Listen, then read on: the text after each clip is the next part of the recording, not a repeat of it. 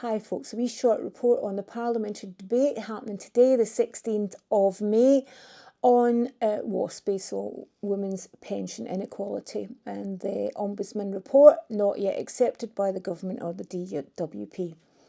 So I heard Alan Doran, SNP for Cumnock, talking about the amount of Waspi women who have died, waiting for this injustice to be corrected, to be addressed, if you like. And he talked a little bit about the costs. He said that the government had saved £181.4 billion by this movement of women's pension from 60 to up to 66 and beyond. And he said even to give the Waspi women the full compensation, not any way means tested, etc., full compensation that they've asked for, which is £10,000 each, it would cost about 36 billion. And he put that into perspective by talking about 37 billion that was given to Dido Harding, the wife of the Talk boss, for the test and trace account project that we had going there during COVID, or just before COVID and during it. And he said it's perfectly possible for them to give out the full 10,000 that they've been asked for. He said it was a long tale of suffering and injustice, and about time that the DWP compensated immediately, he asked for, before any more women die. And actually, Ian Blackford quoted, it was 288,000, he said, women have died since the start of their campaign, like 10 years ago, have started this. Waspi women have died, so they're not going to get any compensation or indeed pensions, and there should be no more time wasted, and it's simply scandalous. It's a moral outrage that we've waited so long for this compensation.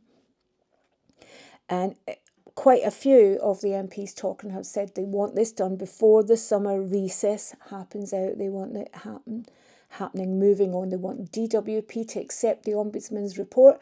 They want the government to accept the Ombudsman's report. Quite a few of the MPs, including Chris Stevens, have celebrated the Waspi women. Corbyn did as well. Celebrated the bravery of the Waspi women, the Waspi campaigners.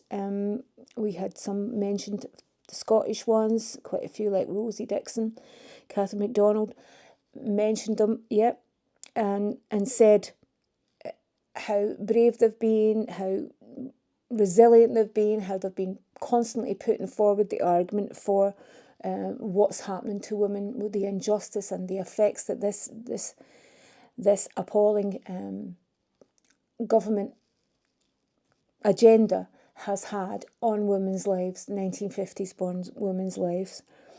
And most of them are saying we expect the government to respond very quickly to the report and to get this compensation out there as soon as we possibly can.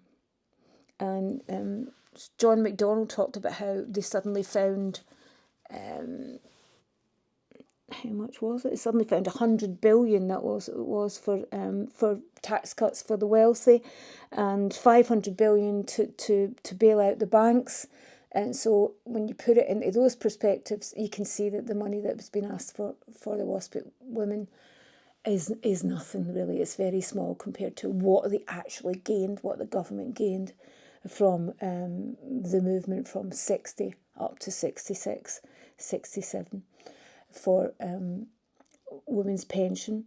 Graham Morris, the Labour MP, talked about it, and as a percentage of GDP, the UK's pensions are 5.7%, whereas in Italy they're 16%, in France they're 13.9%, on Denmark they're 10.1%, and that's actually for the OECD countries, the average is 8.2%. So Britain is definitely lagging behind in terms of the pensions it pays out, and there is no argument, I think, is what these MPs have said, saying that we can't afford this compensation, and most are asking for it to be happening now. And quite a few also talked about the idea of life expectancy, because that was the argument for the pension increase, was life expectancy is growing, people are going to be living into their 80s and things. And then John McDonald said, actually, there can be sometimes between the rich and the poor people in this